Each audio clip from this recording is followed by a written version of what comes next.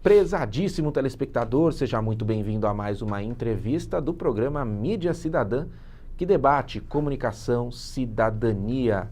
E hoje nós recebemos um amigo da Causa TV Comunitária e da Casa TV Aberta. Meu colega de emissora apresenta o programa aqui e fala de um assunto importantíssimo, o combate às drogas. Eu converso com o Coronel Edson Ferrarini, é uma alegria recebê-lo aqui, viu? Muito obrigado, viu, Fábio? Eu acompanho o seu programa e tenho visto os programas muito interessantes que você tem feito. E um orgulho para mim ser seu amigo e participar do seu programa. Hoje mais um grande programa, Coronel, falando um pouquinho também da sua trajetória pública, porque é um homem que dedicou e dedica a sua vida a ajudar os outros. Antes de mais nada, Coronel, você participou da Constituinte Paulista, é isto? Foi. A Constituinte Paulista, em 1986, ela foi promulgada. Então, é a Constituição do Estado de São Paulo que rege todos os nossos passos. E nesta Constituição, eu era coronel da ativa da Polícia Militar. E o coronel, o comandante-geral da época, disse, nós não temos ninguém lá. Era o coronel Teseu.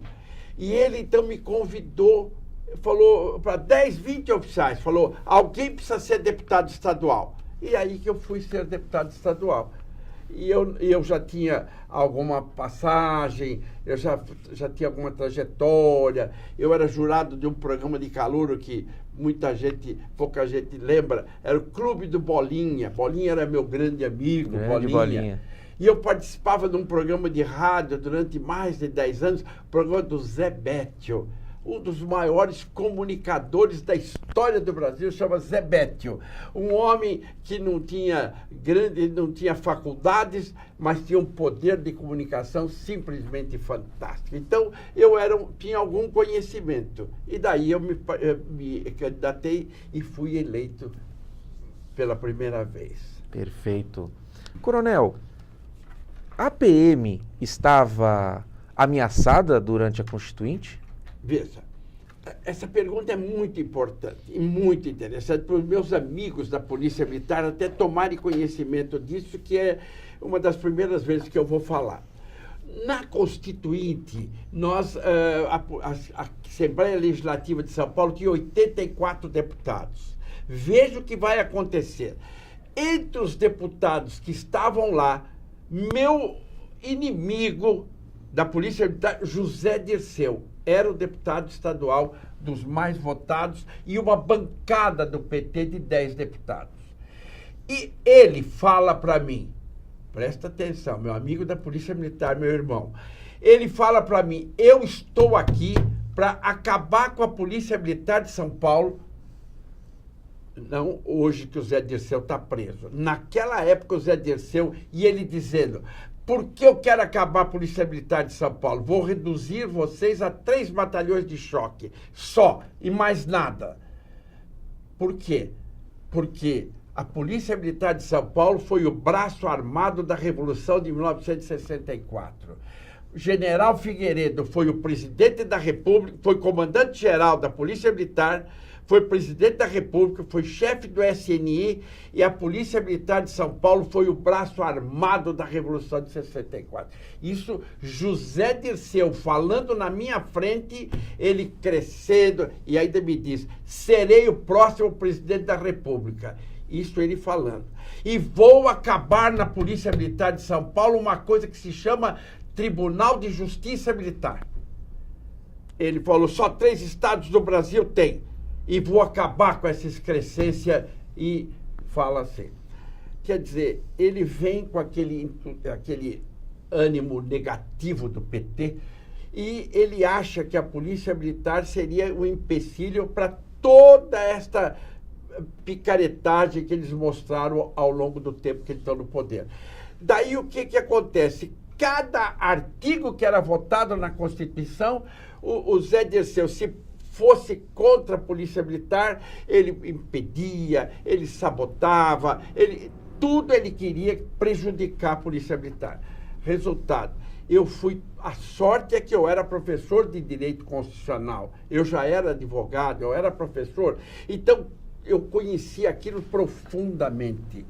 E eu pude, então, em cada frase do Zé Dirceu, era meu primeiro mandato de deputado, eu fui segurando, e fui sabotando o PT, sabotando o Zé Dirceu, isso em 1986. Daí ele consegue entender o poder, a necessidade da Polícia Militar.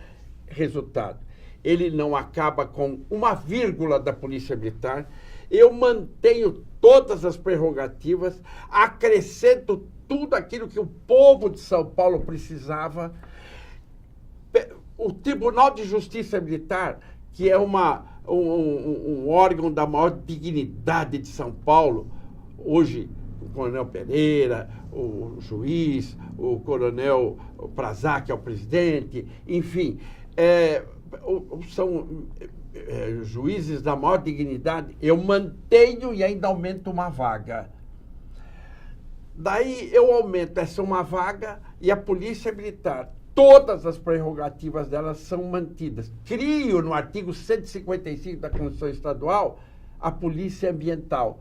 Quer dizer, que existia antigamente, era Polícia Florestal, transformo ele em Polícia Ambiental e hoje tem 2.500 homens. É a maior polícia ambiental do Brasil, o maior modelo de polícia ambiental. Enfim, isso foi o que eu pude fazer na Constituição, eu estou dizendo com relação à Polícia Militar, mas todos os outros artigos que eram para o bem de São Paulo, eu pude participar. Quer dizer, se existia uma intenção de enfraquecer a instituição Polícia Militar, isso não prosperou na Constituição Paulista de 86? De jeito nenhum. Então, os meus irmãos da Polícia Militar saibam que, quando eu nasci, meu pai era soldado da Força Pública. Ele está lá no mausoléu de 32 como um herói de 32. Orgulhosamente, eu pude entregar o capacete de aço do meu pai. Meu pai me contava a história da Revolução de 32, ele me contava, eu pequenininho, e ele falando para mim, filho, nós queríamos era a Constituição brasileira que o Getúlio Vargas não promulgava, por isso nós fomos às armas. E ele me contava detalhes, ele falou, e a população de São Paulo não entendia. Eu me lembro, filho, um dia eu subi no bonde, e o bonde fardado da Força Pública, e o bonde todo desceu, porque eles não entendiam. Enfim, a minha história, eu nasci Polícia Militar, por isso que eu a defendo com tanto orgulho. E atuando na Polícia Militar, coronel, o senhor se transformou aí num dos maiores defensores do combate às drogas, efetivamente, não só ideologicamente, não só tendo opinião contrária, mas agindo contrariamente ao avanço da droga na sociedade. Como é que começou isso? Você sabe, Fábio, Mídia Cidadã é um programa que eu assisto, gosto desse programa e acho você, Fábio Pereira, uma pessoa que apresenta o programa com dignidade, com vontade, obrigado, com desejo de levar informações úteis para a sociedade. Então, o que acontece? Tudo isso surge porque, a troco do que eu faço isso? Eu era comandante de um batalhão da Zona Norte de São Paulo.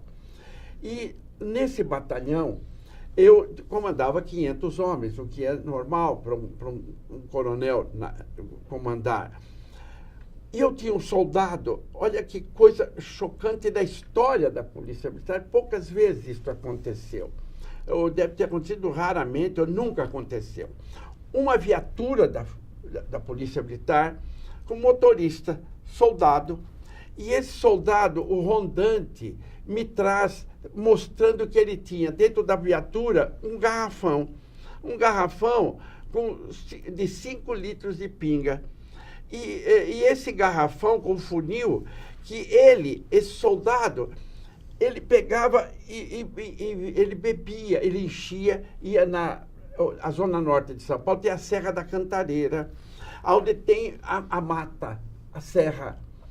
E ele ia nas encruzilhadas, onde se faz despachos de macumba, ou coisas desse tipo, E ele pegava a pinga que tinha lá, punha no garrafão, levava para casa e bebia. O garrafão de 5 litros durava uma semana, 1 litro por dia. E acontece o seguinte, como comandante, você tem que cumprir um regulamento. Eu tinha que expulsar esse soldado, fazer um conselho de disciplina e mandá-lo embora. Mas alguém me fala, coronel, ele é um bom soldado, ele tem mais de 20 anos de serviço, ele tem filhos, ele é um soldado que não comete nada errado. Daí eu vou ver o soldado, chamo ele a minha presença, e ele vem tremendo. Eu pensei que não era emoção. Ele tremia porque ele tinha uma doença que se chama delirium tremens, que o álcool em grande quantidade, ele afeta o neurônio, chama bainha de mielina, o que ele afeta, e provoca essa tremedeira. Veja o currículo do soldado, e ele tem 4 internações no hospital militar por alcoolismo. E eu não entendia muito disso e começo a estudar. Eu vejo então que a doença dele se chamava alcoolismo. Em vez de expulsá-lo, deixo ele no quartel uma semana. E converso, vejo, vou procurar, vou aprender, vou em associação antialcoólica, vou em Alcoólicos Anônimos, vou no Amor Exigente, vou procurar informação. E descubro que é uma doença, não tem cura. Mas é uma doença que você pode estacionar. Eu vou todos os dias, eu começo a aprender e tal. Resultado. Eu deixo ele no quartel e ele fica uma semana, eu vejo que ele fica uma semana sem beber, diminui o tremedeira. E vejo que tem outros soldados que bebiam. Resultado. Ele completa 1 mês sem beber comigo. Vou entendendo disso, me aprofundo com a minha família, me aprofundo. Resultado. Esse soldado, ele fica 2 meses sem beber. Eu não o expulso. Os filhos dele, ele tinha vários filhos.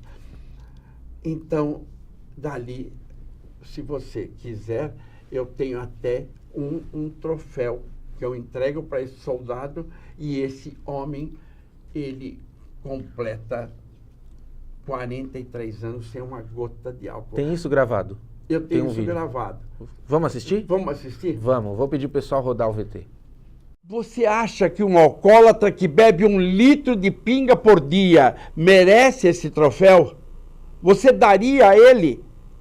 Eu vou convidá-lo para se emocionar comigo nesses próximos 2 minutos e ver um soldado da Polícia Militar com este problema, e graças a Deus eu pude ajudá-lo, eu pude recuperá-lo, e este homem vai receber este troféu depois de 43 anos sem uma gota de álcool na boca. Se emocione comigo.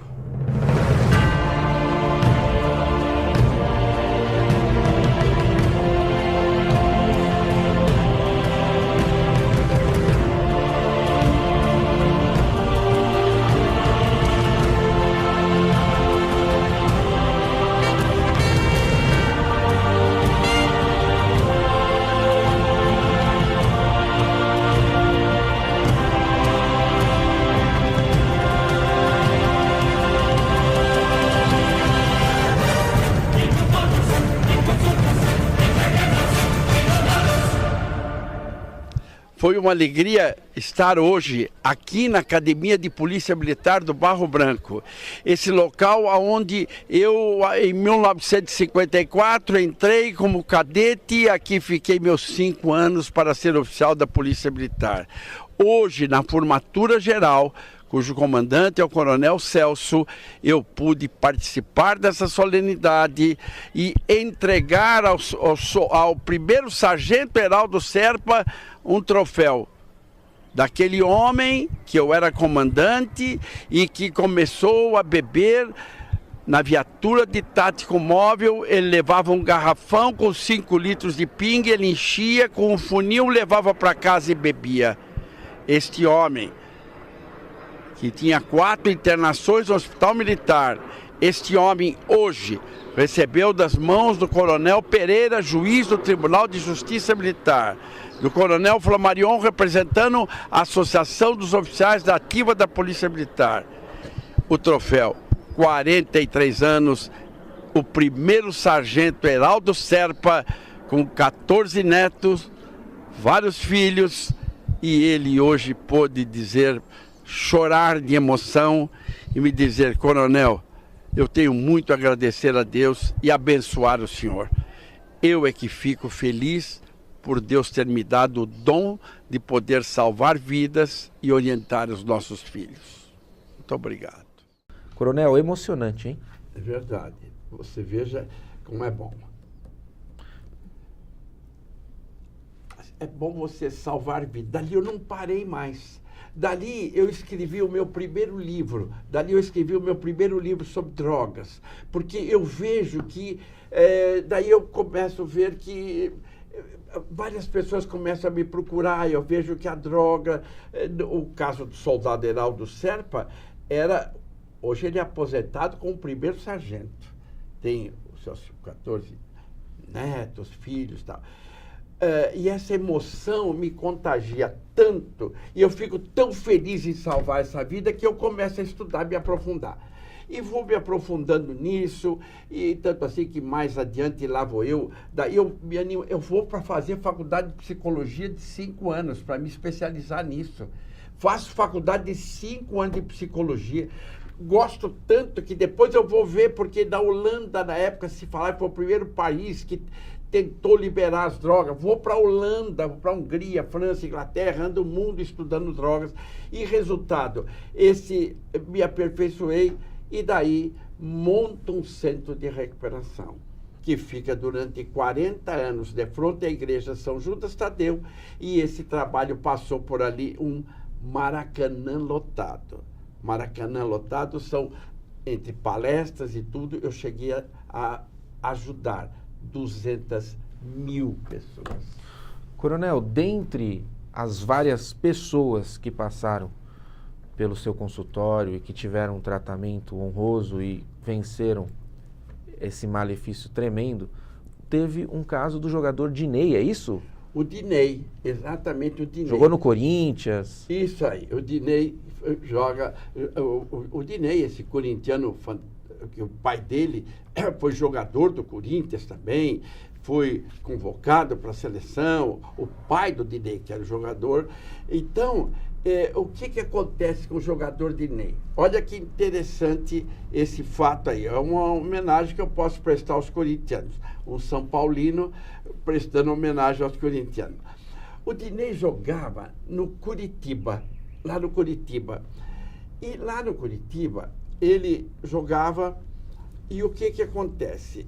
Ele, depois do jogo, quando termina, 2 jogadores são sorteados para fazer o exame antidoping. E o exame antidoping é feito pela urina. Então é colhida a urina de 2 jogadores de cada clube e ela vai para o exame toxicológico. E no caso do Dinei, constatou a presença de cocaína, droga, o Dinei. O que acontece? Por eu ter esse trabalho longo sobre drogas, e eu tinha um amigo que era um médico, que era o Dr. Marco Aurélio Cunha. Marco Aurélio Cunha, esse médico competentíssimo, foi médico do São Paulo Futebol Clube, é um especialista do mais alto nível, é um médico da maior confiança possível, Marco Aurélio Cunha.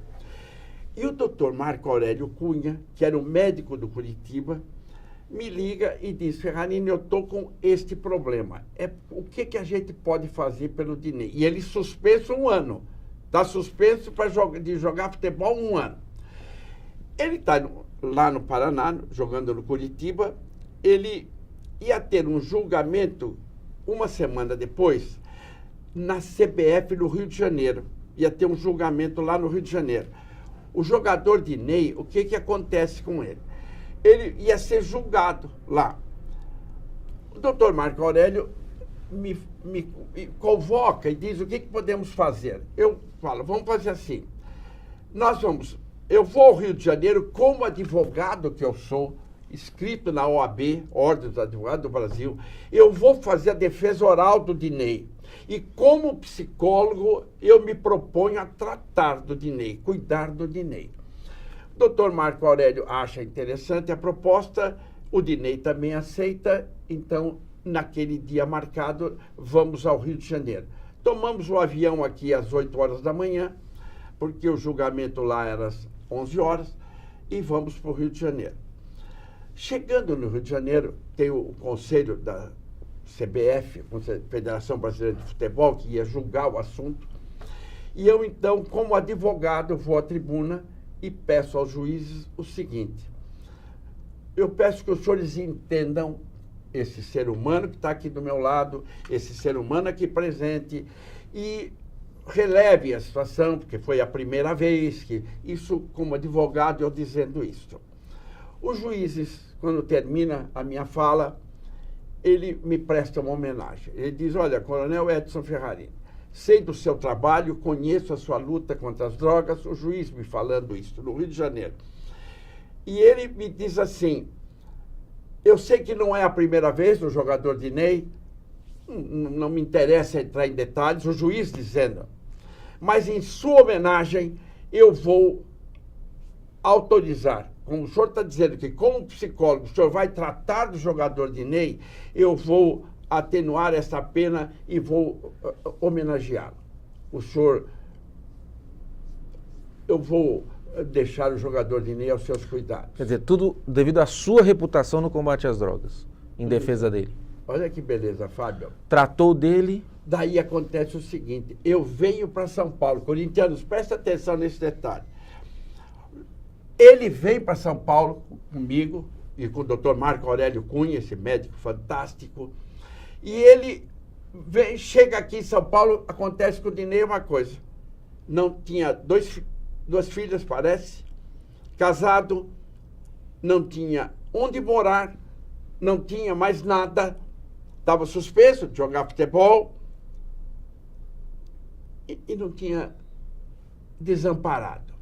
Eu cuido do jogador Dinei, dou para ele, eu tinha uma casa no Ipiranga, na rua Lord Cochrane, 1124, o nome da rua, o número da casa, na rua Lord Cochrane. O Dinei tinha um carro branco, um Escort conversível. Ele vende o carro e eu dou a casa para ele morar com a mulher e os filhos dele. E presto a casa para ele morar. E Dinei vai morar lá. Então ele já estava tendo onde morar, vendeu o carro, tinha o que comer. E eu cuido do Dinei no meu tratamento sobre drogas. Cuido dele 2, 3 meses. Ele participa comigo das minhas reuniões todas as terças e quintas, e o Dinei lá está. Resultado: o Dinei para com as drogas naquela época, para com o álcool, para com tudo naquela época, ele estava pronto para jogar, e o Corinthians o contrata de novo, que era o sonho do Dinei, um dia jogar no time que o pai dele jogou. Então, daí o que acontece? O Dinei volta, comigo ele se trata, deixa das drogas, e o Dinei volta para o time do coração dele. É o mesmo caso que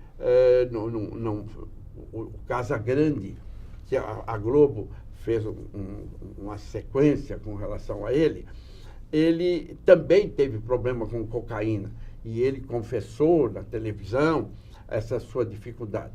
E quando o Casagrande foi preso, eu era comandante da Rota, Rondas Ostensivas, Tobias de Aguiar, esse batalhão importante. E a prisão foi natural, aconteceu, e o Casagrande, ele também cheirava cocaína, chegou a ter várias overdoses, mas o Casagrande, e o juiz manda para mim um ofício mostrando que a prisão do Casagrande foi legal, não houve nada de errado, mas então o Casagrande mostrou no Fantástico a sua atividade. Mas o Dinei fui eu que cuidei, e o Dinei com muito orgulho. E eu me lembro, na época, para entender que o esporte não está livre da droga, um outro jogador de vôlei chamado Jardel, 1,90 m, campeão e tal, também é pego com cocaína e no meu centro de recuperação o Montanaro vai condecorá-lo no primeiro mês sem droga, terceiro, e assim vai, só para mostrar que droga não está afastada também do esporte. Coronel, você falando aí de grandes craques envolvidos com drogas, um grande comentarista que foi um tremendo jogador Casagrande, a gente vê que a droga não escolhe pessoa, né? Ela pode invadir a vida de todo mundo. E eu, agora, para a gente encerrar o programa em instantes finais, queria que o senhor desse uma dica para os pais. Como ajudar os seus filhos a fugirem desse mal? Você sabe, Fábio Pereira, essa sua mídia cidadã, esse programa, isto é fundamental, porque se tem a Cracolândia, a Cracolândia tem 2.000 pessoas, já teve 2.000 pessoas lá. A Cracolândia de São Paulo precisa ter vontade política para acabar. Se não tiver vontade política, não acaba. É o maior mercado de céu aberto de drogas do mundo. É uma vergonha. Precisa ter vontade política dos governantes, do prefeito acabar. Pai, é muito simples, pai. Esse livro que eu escrevi, se o senhor falar com o Fábio, entrar em contato comigo, entra no meu site, Coronel Edson Ferrarini, talvez eu lhe mande esse livro aí, até de presente, se eu tiver. Esse livro aqui, ele orienta, porque o jovem, pai, presta atenção, eu trabalhei 35 anos na Polícia Militar e recupero pessoas há 45 anos. Nunca eu vi uma pessoa, Fábio, viciada por um traficante que pegou o revólver, botou na cabeça e falou, cheira essa carreira de cocaína, senão você morre. Pegar o cigarro de maconha, fala, fuma esse cigarro de maconha, senão você morre. Não. Ele só vai usar por 3 razões. Curiosidade, desinformação e para ficar inserido no contexto. Então, pai, esse livro aqui, olha que coisa interessante. O Luiz Carlos Mota, o presidente da FEComércio, esse cara Fecomerciários, né? Os trabalhadores. Isso. Excelente liderança. Ele imprimiu para os seus associados 20.000 livros desses. Isso é o maior, isso é um diretor, um presidente da FEComércio, Luiz Carlos Mota, da maior responsabilidade. Porque ele, quando fez isso, ele falou, eu quero prevenir droga. Droga funciona na prevenção. Então, se o pai ler isso aqui, ele vai aprender que tem sintomas, a droga grita. Ela grita porque o cara vai ter queda do aproveitamento escolar, desistência dos estudos, ele começa a ter uma insônia rebelde, ele começa a ter respostas atrapalhadas com o pai, com a família. Eu mostro aqui 22 sintomas. Então, pai, fala antes, porque sabe onde é que ele vai se viciar? Lá naquela reuniãozinha lá embaixo do condomínio. Você mora num prédio, lá embaixo tem uma festinha, às 4 horas da manhã. Você tá lá, você tá dormindo. Ah, meu filho tá aqui no condomínio. É lá que o amiguinho... Com os amigos. Vai oferecer e vai falar 3 mentiras. Entra nessa, experimenta uma vez só. Isso tá na moda. Tá todo mundo usando. Não seja careta. Eu falei 5 mentiras que ele fala. E o jovem desavisado, ele experimenta. Botou o cigarro de maconha na boca, fumou, registra na memória química, não apaga nunca mais. Deixa eu falar uma outra coisa, pai. Eu fiz esse livro para criança até 7 anos de idade, nunca usar droga. A criança vai colorindo, falo sobre remédios e saúde. Olha aqui, não aceita pastilha ou doce de quem você não conhece, viu? Não fala a palavra droga no livro, mas eu estou colocando no subconsciente da criança, dizer não, eu conto a história da Branca de Neve. Para o pai não ficar cansado, eu tenho a história aqui atrás, é só ler a história para a criança. e ver que se a Branca de Neve, a bruxa queria fazer mal para ela, se a Branca de Neve tivesse dito não para a bruxa, ela não comia maçã envenenada. Conta isso para a criança, daí ela desmaia, vem os 7 anões e acorda a Branca de Neve, Soneca, Tim, Feliz, Zangado, Dunga, Mestre, Dengoso, e a criança fica ligada. Então o pai colocou no subconsciente: não aceite pastilhas de quem não conhece, não toma remédio dos coleguinhas. Você está fazendo a prevenção, pai. Deus fez as coisas simples para complicar os sábios, pai. É só isso que eu estou falando. Está lhe falando um psicólogo com 45 anos de experiência. Coronel, uma alegria recebê-lo aqui. O seu site está na tela. Eu quero deixar a câmera aberta para suas considerações finais, e eu tenho certeza que quem precisar do seu socorro, da sua ajuda, só entrar em contato, vai ter uma resposta. Vamos aí, vamos juntos com Amor Exigente, agora que está em todos os bairros. Eu sou um voluntário. E esse livro, para você entender, eu abri mão dos direitos autorais, e eu fui, como deputado, eu abri mão dos direitos autorais e implantei para 1 milhão de crianças da rede estadual de ensino. Isso é o que está faltando. Nós vamos voltar a implantar. E eu fui deputado estadual. Você quer saber de uma coisa? O deputado estadual, quando eu comecei, tinha aposentadoria. Aos 8 anos, o deputado estadual já aposentava. Eu achava isso uma vergonha. Eu abri mão da minha aposentadoria com 27 anos de deputado. Abri mão, não quero, é indignidade, é vergonha. E com o meu voto, acabei a aposentadoria de deputado estadual por São Paulo. Eu abri mão. Tem 160, não sei quantos que recebem aposentadoria. Eu abri mão. Mas, Ferrarini, você é um idiota, o que você é? Não, é dignidade. Eu tenho orgulho quando a pessoa me abraça e diz: Ferrarini, outro dia uma mãe me deu um beijo. Obrigado, você salvou meu filho. Eu tenho orgulho de estar ao seu lado porque você lida com o assunto mais complicado do mundo, álcool e drogas, há mais de 40 anos, e nunca vi teu nome envolvido numa única coisa errada. Obrigado, Fábio. Bom recebê-lo aqui, viu, Coronel?